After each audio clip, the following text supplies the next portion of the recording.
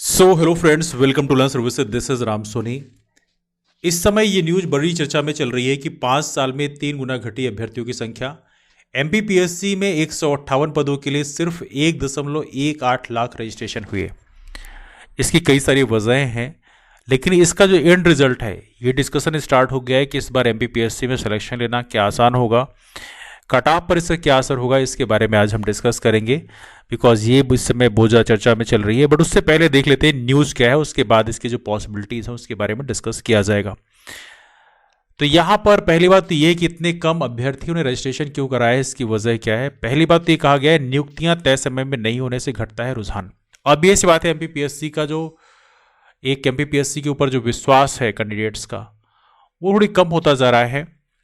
इसमें बीते कुछ सालों में जो इरेगुलरिटी देखी गई है एमपीपीएससी के द्वारा कि प्रॉपर तरीके से टाइम से एग्ज़ाम नहीं कराना, फिर टाइम से रिजल्ट नहीं देना, फिर उसके बाद लंबे लंबे समय तक प्रोसेस को पेंडिंग में करके रखना और जीत पकड़ के रखना कि नहीं हम तो नहीं करेंगे, हम तो ऐसे ही रहेंगे।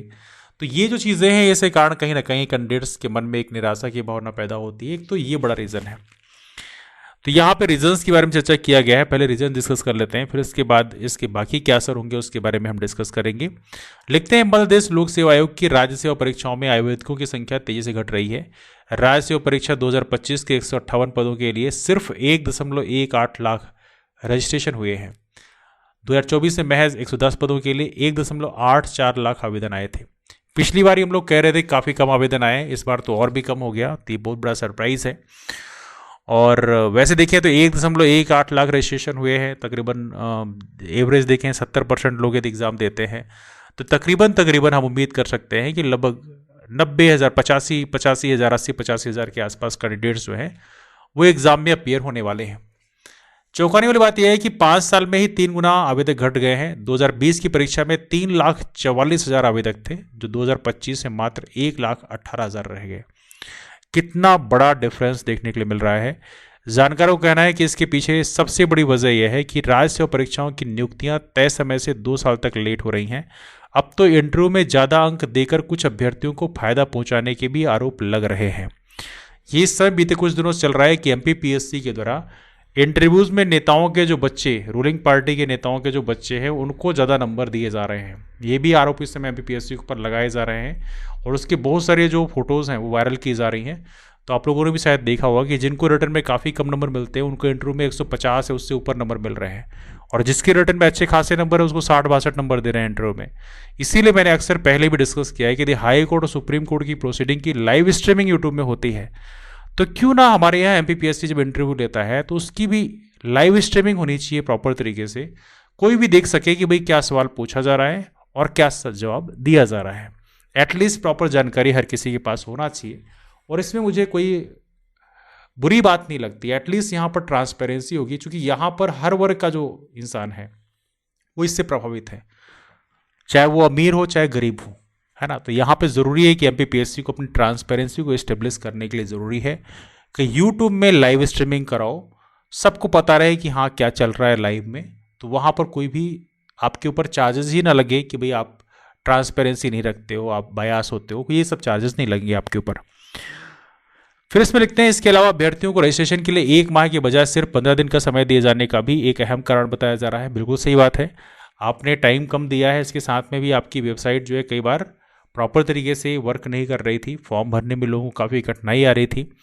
अब सुबह और शाम, अर्ली मॉर्निंग या लेट नाइट में आमतौर पर फॉर्म आसानी से खुल जा रहा था। लेकिन बेसिकली क्या है, हमारे यहाँ सभी के पास में लैपटॉप तो है नहीं कि आप अर्ली मॉर्निंग या लेट नाइट बड़े आराम से फॉर्म को फिल कर लो। बहुत सारे लोग ऐसे हैं जो कैफ़े वालों पे डिपेंड करते हैं। अब कैफ़े वालों में ऑलरेडी वहाँ पे बहुत ज़्यादा रश चल रहा था, तो उसके चलते और बहुत सारे फॉर्म पैरेलली और भी भरे जा रहे हैं। जैसे एमपीपीएससी मेडिकल ऑफिसर के फॉर्म भरे जा रहे थे, है ना, बहुत सारे अन्य एग्जाम भी के फॉर्म भी भरे जा रहे थे, और इसके चलते यहाँ पर कहीं ना कहीं एमपीपीएससी की वेबसाइट में बहुत ज़्यादा रश था। तो दोपहर में वेबसाइट खुलने में भी काफ़ी तकलीफ़ों का सामना कई बार करना पड़ा है। दरअसल राज्य सेवा परीक्षा 2025 से पदों की संख्या बढ़ने का अनुमान है। इसके बावजूद जिस तरह से आवेदकों की संख्या घटी है वह चौंकाने वाली है। जानकारों का कहना है कि पिछले 3-4 साल में जिस तेजी से पीएससी की सबसे अहम परीक्षा के प्रति आवेदक घट रहे हैं, उसके बाद कई तरह के सवाल उठना शुरू हो गए हैं। हालांकि इस मामले में पीएससी का स्पष्ट कहना है कि हमने 2024 में न केवल 2020-21 की राष्ट्रीय परीक्षा की चयन सूची जारी की है, बल्कि 2025 के शुरू होते ही राष्ट्रीय परीक्षा 2022 की भी चयन सूची दे दी। अगले 8 माह में 2023 व इसी साल अंत तक 2024 की भी चयन सूची जारी कर दी जाएगी, ऐसा एमपीपीएससी का कहना है। Let's see what happens. लेकिन इंटरव्यूज़ में जो चार्जेस लगे हैं आपके ऊपर कि इंटरव्यूज़ में आप नंबर सही तरीके से नहीं देते हो, ये एक बहुत ही संगीन चार्जेस हैं। 13% होल्ड रखना भी एक बड़ा कारण है, क्योंकि 13% नियुक्तियां जो होल्ड में रखी जाती हैं ये भी बड़ी समस्या है। जो लोग प्रोविजनल लिस्ट में होते हैं वो तो ऐसे दलदल फंस जाते हैं कि उससे कब बाहर निकलेंगे इसकी जानकारी बेसिकली किसी को नहीं है, और ये काफ़ी दुखद है। तो ये बहुत सारी वजहें कही जा रही हैं एमपीपीएससी 2025 के बारे में। सबसे बड़ी बात तो ये है कि जो कोचिंग इंडस्ट्री है, खास तौर से जो हमारे इंदौर में बड़ी बड़ी कोचिंग चल रही है, उनको भारी नुकसान होने वाला है, क्योंकि यदि 1.18 लाख रजिस्ट्रेशन हो रहे हैं तो डेफिनेटली इससे कोचिंग इंडस्ट्रीज को बड़ा नुकसान होने की संभावना है। नाउ लेट्स टॉक अबाउट कि एग्जाम में सिलेक्शन लेना कितना मुश्किल है, आसान होगा इससे। Let's talk about it. Selection में क्या असर पड़ेगा?